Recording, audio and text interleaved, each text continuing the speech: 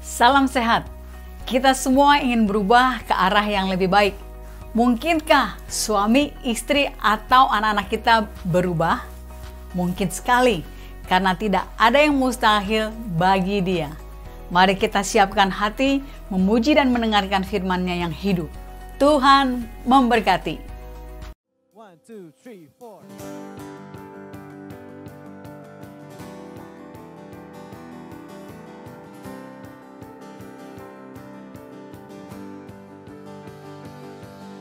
Tak terbayang kebesaran-Mu dan tak terbanding kekuatan-Mu Tuhan. Kau megang bagiku segenap jiwa dan pengharapan telah ku serahkan untuk rencana-Mu Tuhan. Kau Raja atasku, hanya Kau yang layak ditinggikan.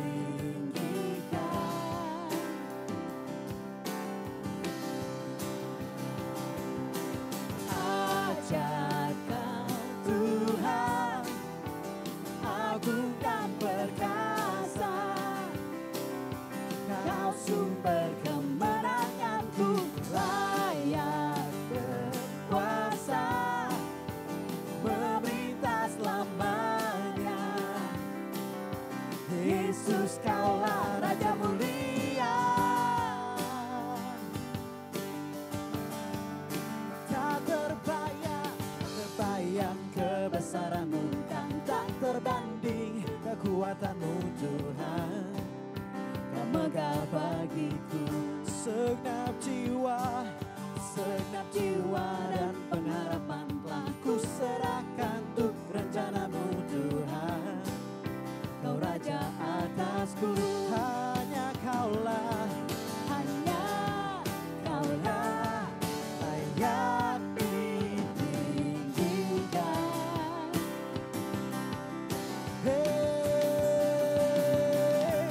Ajar Kau Tuhan, agung dan perkasa. Kau sumber kemenanganku, layak berkuasa, meminta selamanya. Yesus, Kaulah Raja mulia. Kau Raja mulia.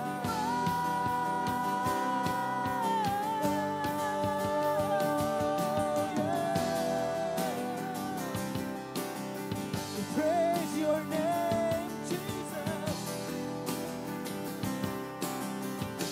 Oh, ajaib Kau Tuhan, ajaib Kau Tuhan, agung dan perkasa. Kau sumber kemenanganku, layak berkuasa, meminta selamanya. Yesus, Kaulah Raja mulia.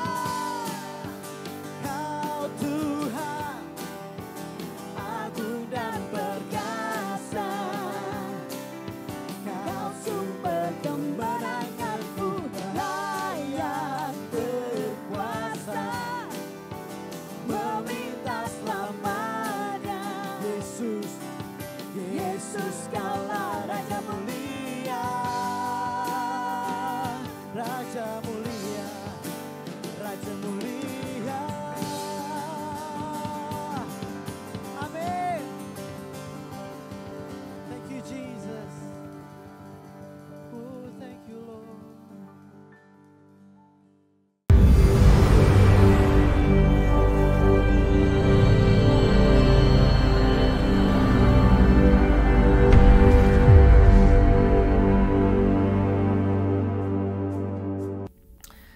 Bisakah aku berubah?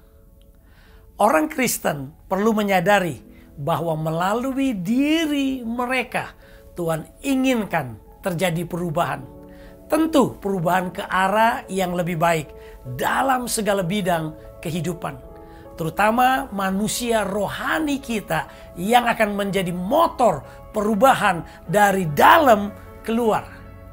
Kita akan melihat bagaimana perubahan itu terjadi dari dalam keluar lewat kisah kehidupan seorang yang bernama Nikodemus. Mari kita baca firman Tuhan dari kitab Injil Yohanes pasal 3 ayatnya yang pertama.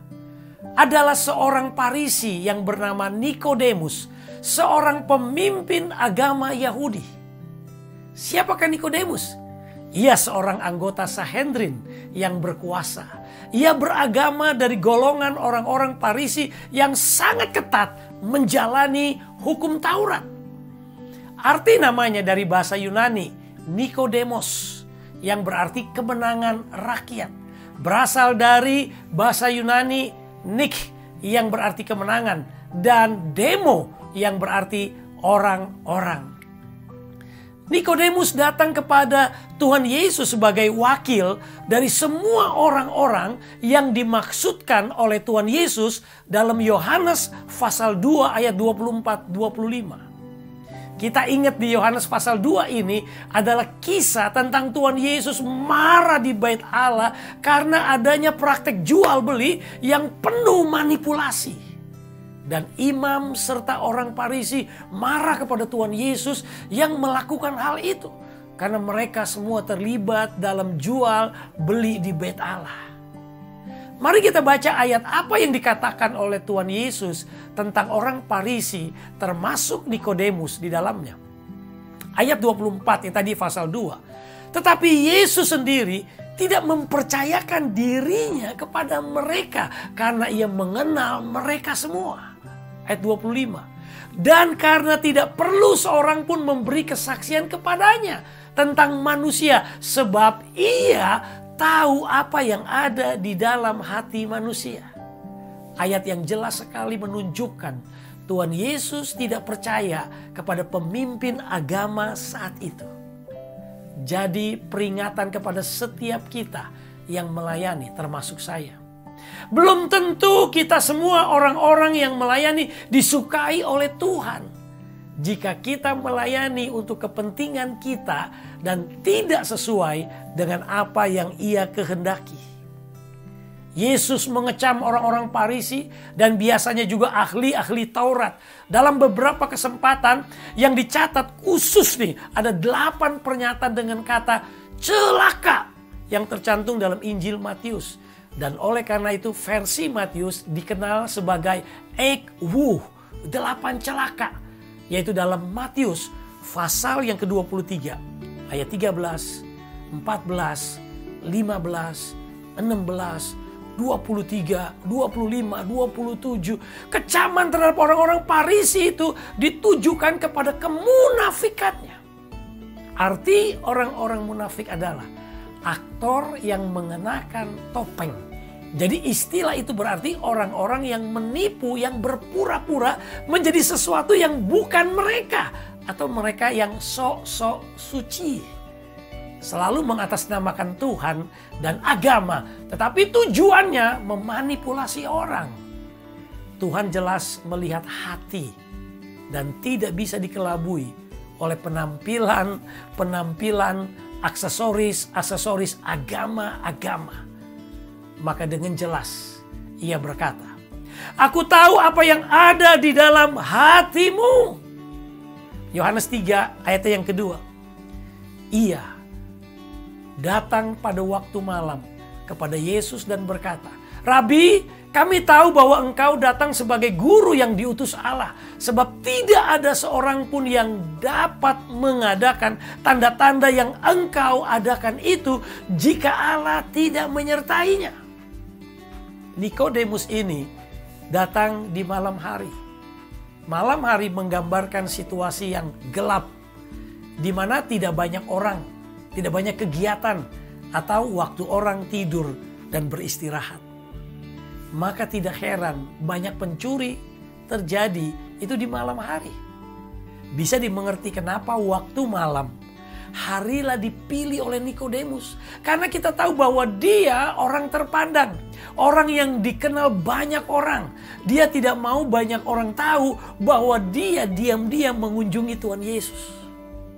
Bisa juga malam hari karena lebih banyak waktu. Karena tidak terganggu oleh hal-hal lain. Mengapa Nikodemus ini mengunjungi Tuhan Yesus? Karena keyakinan Nikodemus bahwa ia diutus oleh Allah. Sebab melihat penyertaan Allah dalam diri Tuhan Yesus. Ini tantangan buat setiap kita yang melayani atas nama Tuhan. Sudahkah orang melihat kita, melihat penyertaan Tuhan dalam apa yang kita layani? Dan bukan saja yang melayani, kita semua dipanggil untuk menjadi serupa dengan Kristus. Artinya orang akan datang kepada kita kalau melihat Kristus hidup di dalam kita. Dan tidak gampang bagi Nikodemus untuk memilih berbeda pendapat dengan rekan-rekan Farisi lainnya yang menentang dan menolak Tuhan Yesus. Sementara Nikodemus datang malam ini bertemu dengan Tuhan Yesus. Dan dia siap membayar harganya. Kalau sampai ketahuan rekan-rekan Farisi lainnya, bisa dicemooh, dikucilkan, dan sebagaimana lainnya, hal-hal lain akan terjadi. Sekarang kita lihat Yohanes 3 ayat yang ketiga. Yesus menjawab katanya, "Aku berkata kepadamu, sesungguhnya jika seorang tidak dilahirkan kembali, ia tidak akan melihat kerajaan Allah." Dilahirkan kembali, bahasa Yunani kuno itu artinya anotem, yang dapat diterjemahkan dari atas. Jadi dilahirkan dari atas atau dilahirkan kembali. Tuhan Yesus adalah Allah. Oleh karena itu dia pasti tahu bahwa Nikodemus ini sebenarnya belum dilahirkan kembali. Sekalipun dia pemeluk sebuah agama, sekalipun dia pemimpin, bahkan pengajar agama, sekalipun dia semangat untuk agamanya, tapi kenyataannya dia belum lahir baru. Ingat, juga apa yang Rasul Paulus sendiri pernah memberi kesaksian. Demikian bunyinya. Sebab aku dapat memberi kesaksian tentang mereka yang dimaksud adalah orang-orang Farisi. Bahwa mereka sungguh-sungguh nih giat untuk Allah. Tetapi tanpa pengertian yang benar. Roma 10 ayat 2. Jelas sekali. Giat dalam praktek keagamaan tidak menentukan dan tidak menjamin apakah seseorang lahir baru atau tidak. Hal ini juga berlaku bagi Nikodemus. Apakah kita sudah lahir baru? Sekalipun kita aktif dan reaktif di dalam kegiatan gereja, itu tidak menjamin kita sudah lahir baru. Lahir dari atas. Ingat itu. Kemudian makanya Nikodemus bertanya. Selanjutnya Yohanes pasal 3 ayat 4. Kata Nikodemus kepadanya, "Bagaimana mungkin seorang dilahirkan kalau ia sudah tua? Dapatkah ia masuk kembali ke dalam rahim ibunya dan dilahirkan lagi?" Nikodemus menafsirkan kata-kata Tuhan Yesus berhubungan dengan kelahiran kembali secara fisik dan bukan secara spiritual. Hal ini dikarenakan atau dimungkinkan di otaknya Nikodemus pada waktu itu ada kebiasaan kalau orang yang bukan Yahudi bisa diyahudikan dengan proses proselyt. Istilahnya dari orang kafir itu diyahudikan. Hal itu untuk orang kafir.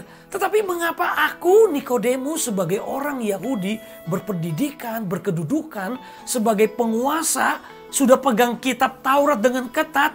Tidak mungkin konteksnya untuk saya, itu pikir Nikodemus.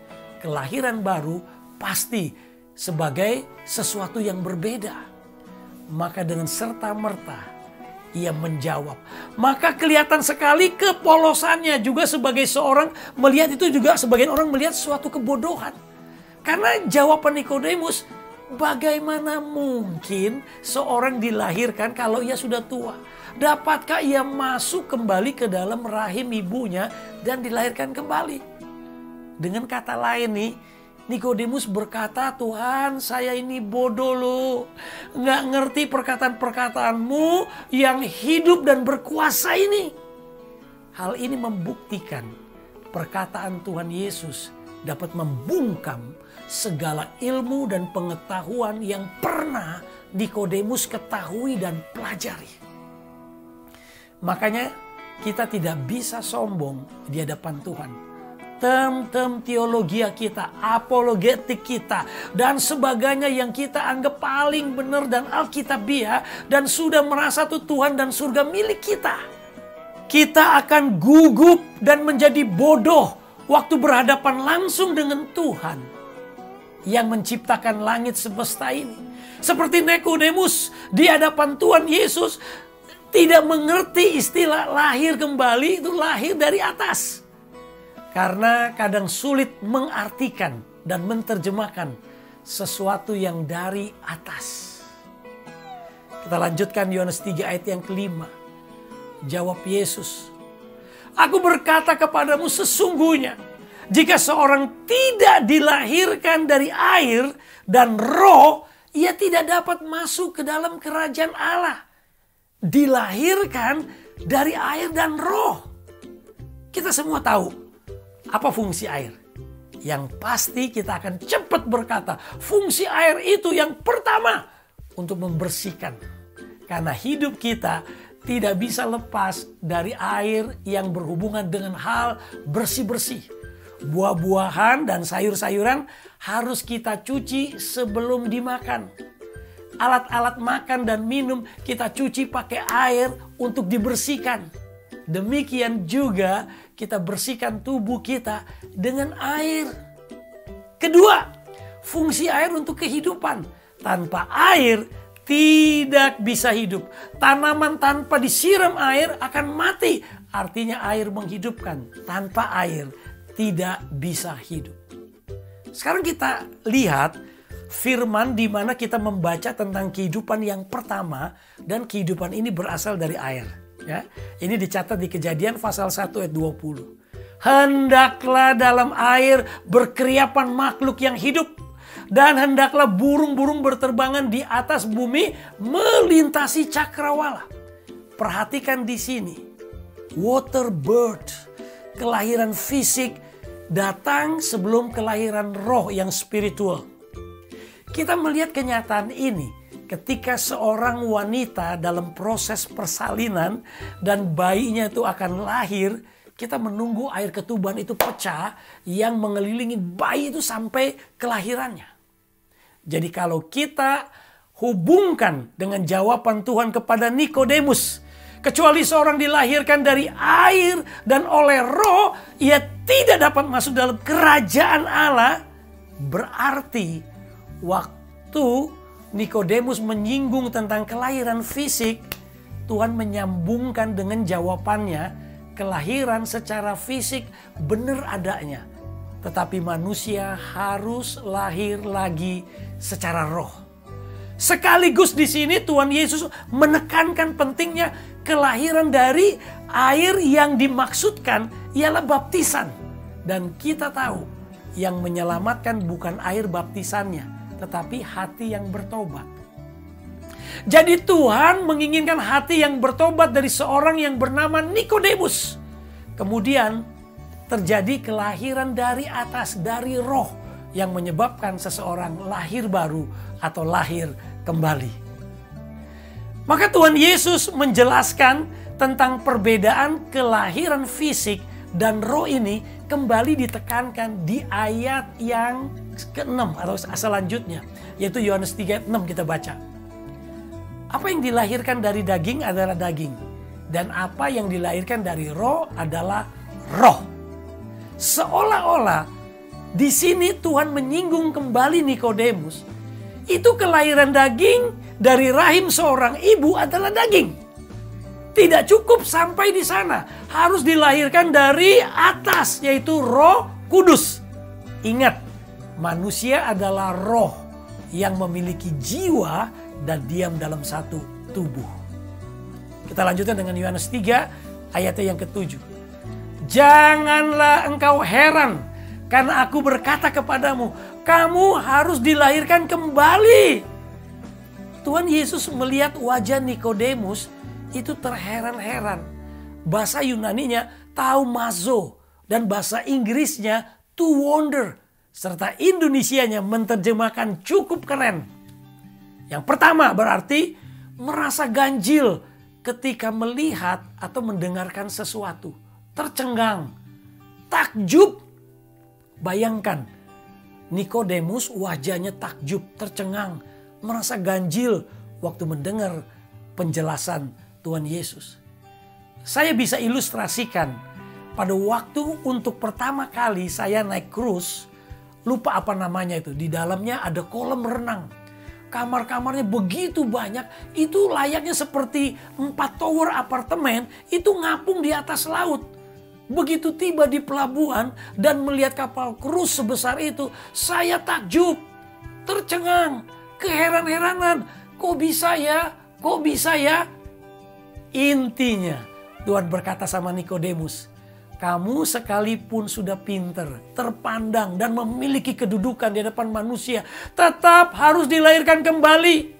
Siapapun kita, apapun status sosial kita, tanpa kecuali kaya miskin, pintar bodoh, tinggi pendek, dan seterusnya harus lahir kembali. Yohanes 3 ayat 8 sekarang kita bahas.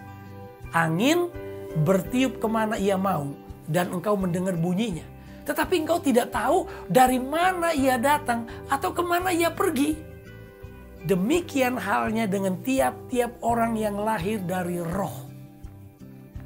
Kemudian kembali Tuhan Yesus menjelaskan sesuatu soal pekerjaan Roh Kudus yang luar biasa. Karena cara bekerjanya susah untuk diprediksi.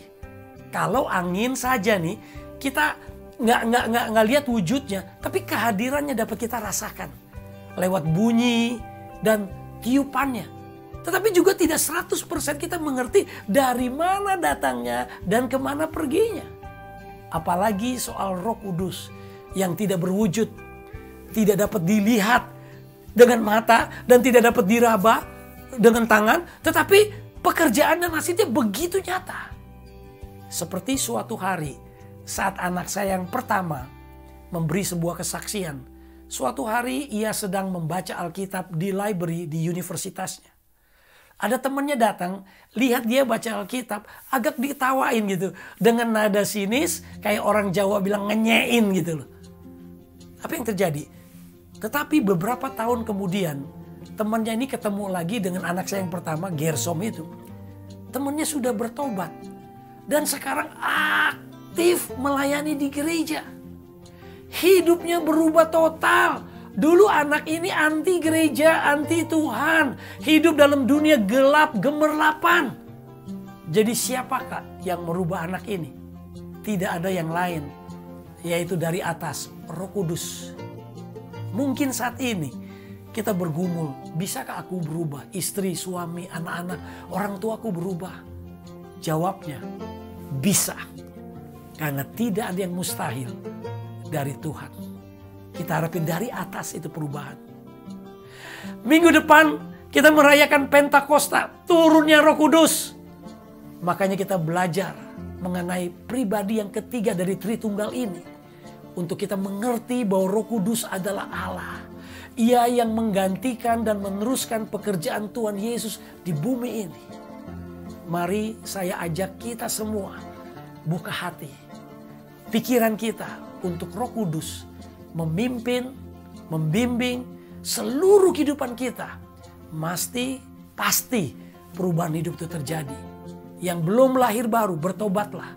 Akui kita orang berdosa dan kita perlu bersihkan dengan air kehidupan yang dari surga itu.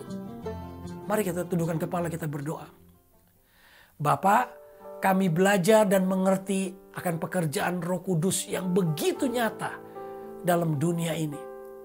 Bagi kami yang belum lahir dari atas, lahir kembali, lahir baru, Tuhan kirim Roh-Mu saat ini. Kami semua saat ini mau kembali menyerahkan hidup dan segala kegiatan dalam hidup ini untuk dikuasai, untuk dipimpin oleh Roh Kudus. Untuk terus menerus, tahap demi tahap untuk kami mengerti sehingga sampai ke tujuan, sampai ke tempat yang Tuhan kehendaki. Apapun yang saat ini kami sedang hadapkan dalam masalah keluarga, bisnis, keuangan, sakit penyakit, kami ingin mau jalanin bersama Tuhan lewat pimpinan Roh Kudus. Karena kami percaya kuasa-Mu, pembentukan-Mu, dan jalan keluar yang terbaik daripadamu. Terima kasih Tuhan buat Roh Kudus yang telah Engkau berikan kepada setiap kami. Maka dalam nama di atas segala nama kami berdoa, yaitu nama Tuhan Yesus Kristus. Amin. Tuhan berkati. Kalau ada pertanyaan, jangan sungkan untuk hubungi nomor telepon atau email di kontak nomor bawah ini. Tuhan memberkati.